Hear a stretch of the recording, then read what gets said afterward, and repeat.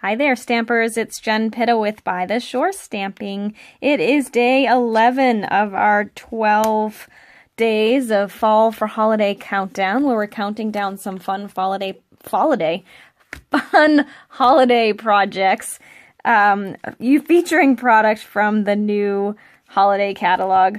I'm laughing because this is the third time I've taken this video tonight, and I'm just having difficulty. So bear with me, and hopefully I can get my tongue and my mouth to work properly, because I'm not going to start over again. So today I'm going to continue. It's kind of a continuation of yesterday's project. So yesterday, as a reminder, we talked about the You Can Make It box in the holiday catalog, or any catalog, where it gives you kind of a starting point for what product to work with. And then I made these two little cards and a couple of additional cards using that same product. So it's a great little bundle or a little starting point for you if you're just starting out and this catalog is overwhelming to you and you just want to work with a handful of product. This is a great way to get started. Just look for one of these boxes in a suite that you love, and then you can go ahead and start playing with that. So just as a refresher, these were the projects I showed you yesterday. So we had three little 3x3 cards, and then also a large card, all using the same product from that You Can Make It box in the book on page 4. So we used the Quilted Christmas 6x6 Designer Series paper, the Real Red and Whisper White cardstock, Garden Green and Real Red ink pads, the solid white baker's twine, and the stitch felt embellishments, as well as the metallic enamel dots. So today I'm going to add in a couple of things that we're going to add to this and make a really cute this would be a really cute gift for somebody, really for a coworker or a neighbor or a hostess or something like that. It's probably better if this is a gift you can give to them before the season really starts. So maybe Thanksgiving or something like that, a hostess gift for Thanksgiving. If you're going to visit somebody, that would be really cute because it would be just in time for the holiday season. But this is the new pizza boxes. So you'd want to add these to your order if you wanted to do this project. And the other thing that I used is the stitched circle, the stitched framelits, which we've used in a previous one. I just think these work so well with the Quilted Christmas line because it's got that stitching all worked in already. So I did use one of the circles from there, but you could use any circle. You wouldn't necessarily need to use one of those. And I also used the little triangle from what is this called? The Quilt Builder framelits dies for the Big Shot. Now, because it's just a triangle, you could just hand cut that, because I used these little triangles from the pattern paper, the Quilted Christmas pattern paper, and I cut out the little triangle and used those on this project as well. But you could hand cut those. Those are really simple to do. So I'm going to actually kind of show you the assembly of this part before I actually show you the finished project. I'm going to keep you in suspense, although if you read the blog post today, you will have already seen it. So I just folded up all of these bits and pieces, and we're just going to go ahead and assemble our box. And the great thing about these boxes is they don't need any glue. So you see these little tabs here. You're just going to tuck those in to the little holes at the bottom of the box, and they will hold them in place. Can you see that? I do kind of push this in a little bit just so that the edges don't bow. And then this would just fold up like this. Come on. And then you tuck those inside like that. And you have your finished pizza box. They do come in a package like this. You get 8 of them. And I think they're $9. So they're pretty reasonable.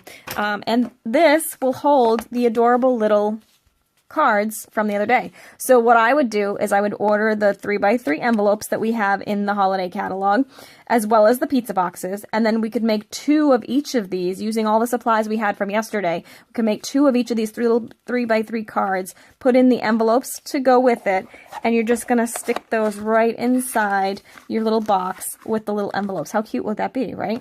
Very, very fun.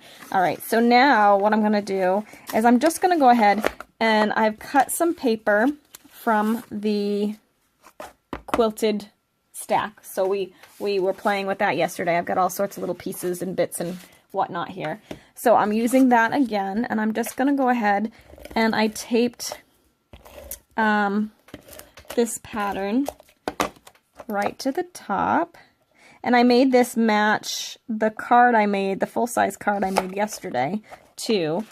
So you can see it matches. So you could even give this as the little card with your hostess gift if you wanted to. And then I just cut some little strips that coordinate just so that I could put those around the edges. And I left a little bit of white around them. Oops, here we go. Like that. There's one. There's two. I'm a little off on that one, but you'll forgive me, right? Okay, here's three. And here is four. Okay. All right, so there's that.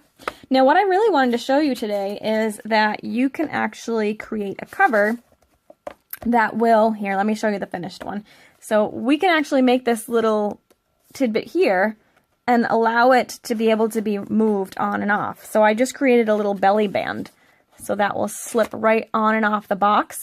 And then you can reuse this if you need to. You could use this on something else, or you can just keep reusing it with this, and you don't have to really worry about, you know, whether or not the images cover the sides of the box, or whether or not it will open again and whatnot. So I just kind of like to do that little belly band look. All right, so let me show you how I put that together. So I took two pieces of the cardstock. This is 2 inches by 6 inches. And then I'm just going to flip them over. Actually, I'm going to leave one this way. And I'm going to put a little bit of tape right on the edge like that. And then I'm using my actual grid paper here to help me. I'm going to line it up with the edges of the grid like that. And I'm going to take this one and I'm going to layer it right on top, lining it up with the one over square, and then just seal that down. Now I'm going to flip that over. I'm going to put my box right on top like that, and then I'm just going to hand crease this with my fingers at the turns of the box. Okay, same thing on this side. I'm creasing the bottom, creasing the top, and then I'm going to make sure they line up, which they do, and then I'm just going to take a little bit of adhesive on this end. And I am using the fast fuse. You want something that's a little bit stronger, because you want to make sure, I mean, it's going to be used a lot. It might be taken on and off a lot, so you want to make sure you're using a strong adhesive and not one that's going to fall apart with repetitive use. So make sure you're using a permanent one. And I prefer the fast fuse for this kind of project. Okay, so now I have that little seam, and that's why I did the little circle element, because that will cover up our seam. So the first thing I did was I stamped the Have Yourself a Merry Little Christmas using the Garden Green ink, which was one of the items in our You Can Make It kit from yesterday. So you'd have to just, like I said, add the stamp set and then the pizza boxes and the framelits, but those are not a necessity. You could use any punch or whatever that you had. All right, I'm going to go ahead and stamp that on the pre-cut stitched circle framelit that I have. And then I'm going to take my little sponge, and this is an outside color too. It wasn't in the original You Can Make It, but if you've been hanging out with me for any time, you probably have crumb cake by now, because I use it on everything. And I've probably made you want it because it's just the most versatile color ever. And I may cry if they ever retire it. Okay. So, just inked the edges of that. Give it a little bit of a antique-y look. One of my favorites, as you all probably know. Alright, so that's that. Now, like I said, I cut out the little triangle trees from the paper. So this is what the paper looked like. It was one big sheet of this. And the framelit in the Quilt Builder framelits, this little triangle here, cuts the paper out perfectly, so you can run it right through. Or if you don't have that, you can certainly just snip up around the corners of that. It would be really easy enough to do. But I already cut out 2 of these, and I'm going to go ahead and put adhesive just on the side that's going to overlap the circle. So I'm just doing this one little side, and I'm going to rub that so it comes off my paper and I don't get it on my project. And now it's on my finger. Oh, goodness.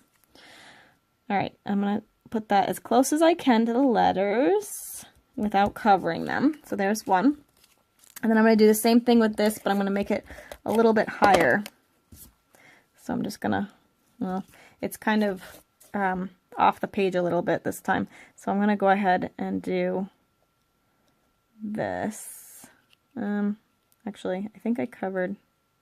Oh, you know what I did? It's because I put the wrong one on first. I should have done this. Let's see, what can I do to make that work better? It's covering my words. So, there, that works. I'm going to leave it like that. There we go. It's a little bit off. I should have made that a little bit taller, but it will work. All right, so then I'm going to take my dimensionals, which are here. Okay.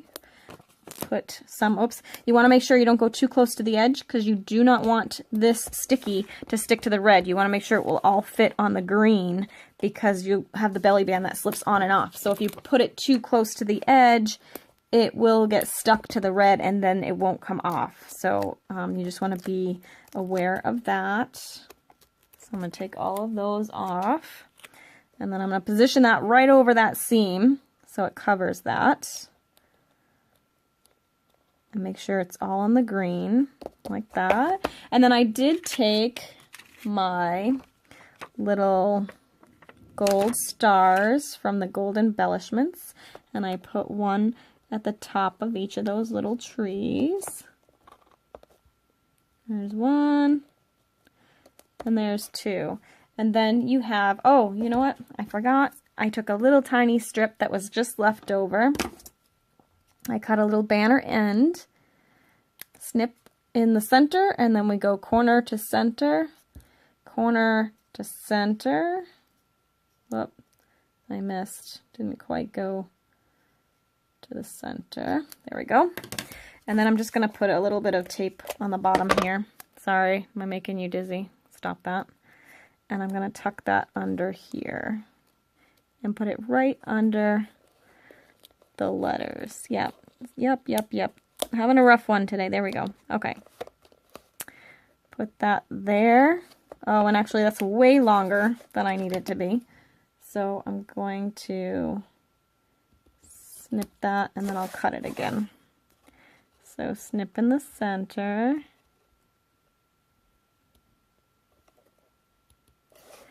And then corner to center. And corner to center. There you go. And you have your finished little box. And it would make a cute little gift. And you could also put, instead of 3x3 tags, you could put gift tags in there if you wanted to give them as gift tags. Or you could decorate the box with a winter theme. Like the Cheers Through the Years designer series paper, or Cheers to the Year, I think it is. The specialty paper, it's got the gold and silver. You could decorate the box with that and then create some cute little, or with the mittens that we used a couple of days ago. See, the mind's going now. And we could do like a winter themed one. Not that I'm ready for winter. I know I got a comment the other day about not being ready for the mitten card. Don't worry, I'm not ready for the snow either. I'm not ready for mittens. I'm thoroughly enjoying the 70-degree, sunny, cooler nights to sleep weather. So, but we're just trying to plan ahead. We need to get ahead of the game so we're not so stressed out at the holiday season. All right, so there is your project for today. Again, I would take these cute little 3x3 cards, and I would get the envelopes, which I have not ordered. They seem to keep getting forgotten when I place the order. I would probably make 2 of each of these and then throw them in the box with the little envelopes and then package those up in this adorable little pizza box and put the belly band on. And then you're good to go for gifting. Just like that. All right, we have one more day of our Fall for Holidays inspirational countdown, and then we will have our little Facebook party online tomorrow night. If you're not or haven't seen the event listing, go to Facebook and search for By the Shore Stamping, and then go to the events and let me know that you're going to come. We'll have some projects and some tips and tricks and prizes, so I'd love to have you join us there tomorrow night. But of course, I'll be back in your inbox for one more Fall for Holiday countdown tomorrow, and then we'll go back to our regular scheduled program of once a week. Thank you so much for watching. We'll see you tomorrow, and be sure to subscribe if you liked this video. And yeah, see you tomorrow. Thanks so much.